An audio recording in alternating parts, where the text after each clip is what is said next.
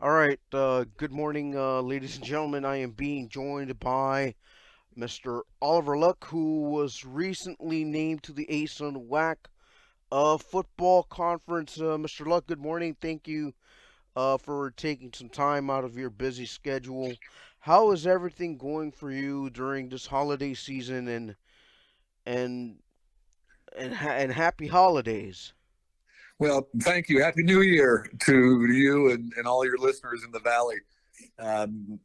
My holiday has been fairly busy. Of course, this time of year is the end of the football season, and obviously, with football being, I guess one could say, our national sport, there always seems to be a lot going on, including my new responsibilities with both the ASUN and the WAC, and the effort to take schools from both conferences in a very collaborative fashion and create a football only conference, including, of course, University of Texas Rio Grande Valley UTRGV. So we've been fairly busy, but you also have time to relax and just enjoy the family and the holidays. Absolutely. Now, let's rewind all the way back several years ago where you were named to the committee to do the feasibility study to start football. You were able to visit the region along with Mac Brown. What were you able to see from a regional standpoint that this was an opportunity for this region to get some college football, whether it was FBS or FCS, all the way through now that the program will be starting and there's going to be a lot of movement here in the next few years now. Well, you're absolutely right. So if you go back, it seems like it's almost 5, 6 years now, maybe even longer. Mac Brown and I took a couple different trips down to campus, and discussed with the President Bailey. Back then, the athletic director was Chris King, who's still a good friend of mine. He's now up at Robert Morris in Pittsburgh, which is his hometown. And we met with a whole bunch of folks, on campus, student athletes, members of the community, and as someone who really enjoys the game of football and realizes how much it can bring to a campus, I remember saying to Coach Brown, "Gosh, Mac, this is a sleeping giant." At that point, there were maybe 26, 27,000 students on campus. I think that number has grown to almost 30,000, if not surpassed 30,000. You've got great leadership in Guy Bailey, great leadership in Chase, your athletic director. I know you hired a really good coach that I'm excited about, Travis Bush. I've followed his career. So, to me, all the building blocks are in place. The Valley economically is doing relatively well, and football clearly is in Texas, as you know, an incredibly popular sport. The youth level up to the high school level. So I think that what we saw 5, 6 years ago has only gotten better. And I'm delighted to see the university taking the steps to put the program in, get it started, hire very good quality coaches, and very soon there'll be high level college football right in the Valley, which for me, as someone who loves the game and again knows what it can do for a campus, I think this is really exciting. Absolutely, as I'm being joined by Oliver Luck. Oliver, from all of this time till now, what is this opportunity for you to come back and work in the collegiate sports era where NIL just now it continues to grow and be a part of our game now. It's one of those game changers. For you, seeing all these transformational changes, for you, just how do you see this as something that it wasn't seen back in your heyday through now? Well, you used the exact right word in your question, which is transformational. If I look back when I played college football back in the late '70s, early 80s, or when my son Andrew played his college football, which was he graduated in 2012. Things have changed just in the last 10 years from when my son graduated from Stanford. It's incredibly different with portal and NIL and what's being called Alston money and full cost of attendance. It's amazing how much change there's been just in the last 10 years. But clearly, the sport itself and what people want to watch it's incredibly popular. I don't want to compare what UTRGV or any of the other ASUN WAC schools can do, but the college football semifinals this past weekend, they drew 23, 24, 28 million viewers across the country, which is a phenomenal television rating, similar to what, in fact, better than many NFL games. So, high level college football is extraordinarily popular. It's so pleasing to me to see thousands of alumni come back to their campuses on a Saturday afternoon or evening, follow their team, support their team. It's the glue, quite honestly, that often holds together alumni and keeps them attached to their university. So in this time of change and disruption, Ray, I think the bottom line is, the schools in the ASUN and the WAC, they really want to take control of their destiny, and they're all like-minded institutions. And I think they're all going to be very competitive once we get the conference put together. And I think that's going to be just a really positive thing for the 10 campuses. And who knows, maybe as we put the football only group together at the FCS level, and then figure out the pathway to FBS, football bowl subdivision, just like UT San Antonio or UT El Paso, I think we'll then begin to potentially attract even other schools. So we're at the start of what I think is a fairly long journey, but it's going to be an exciting one.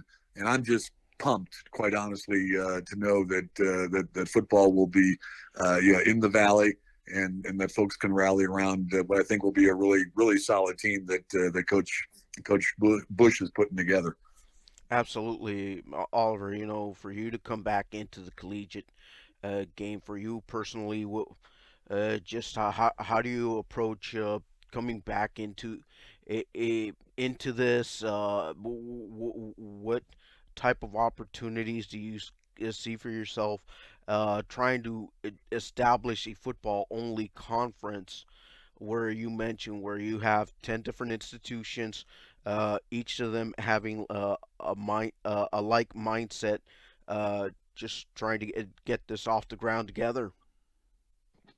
Well, it's interesting because you've got a handful of schools in the WAC that want to put their programs in a better position, football programs.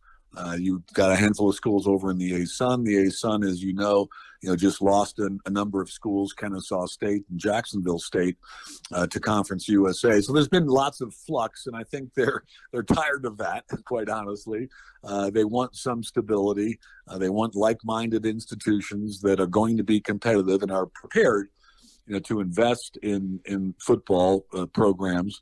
And the other sports will stay in their respective conferences, the WAC and the ASUN. And keep in mind, there are a couple at the FCS level, a couple of football-only conferences. There's the Missouri Valley Football Conference, which is a very good one. In fact, they have two teams that are playing this Sunday in the FCS championship, but there's a Missouri Valley Football Conference that is football only. And then there's also the Pioneer League, which is a non-scholarship FCS football only conference. So there's been lots of changes over the years as you look at schools and their affiliations. Even my alma mater, West Virginia University, when I was a student athlete in the late 70s, we were an independent team, playing all the big Eastern independents, Pittsburgh, Penn State, Syracuse, etc. And then at one point, we joined the Atlantic 10, and then there was something called the Eastern 8, and then there was something called the Big East, and now West Virginia's in the Big 12, playing a lot of the Texas schools. So your listeners, and certainly you, Ray, as a sports guy, you're aware of all the changes that happen with conference affiliation. It's just a part of life. And we think, and certainly the schools think, and that's the most important thing, the schools really believe that putting a 10-team football-only conference together gives that conference a real identity, gives those football programs an identity, allows us to have a solid FCS conference that can be competitive with some of the really good FCS conferences that are out there. Think of the Big Sky or the CAA. I mentioned the Missouri Valley Football Conference. So I think it's all very aspirational, and I love to work with folks like Guy Bailey and others around these 10 programs who really have visions. They're bold. They have aspirations. They want to grow their institutions, and that's really fun to see.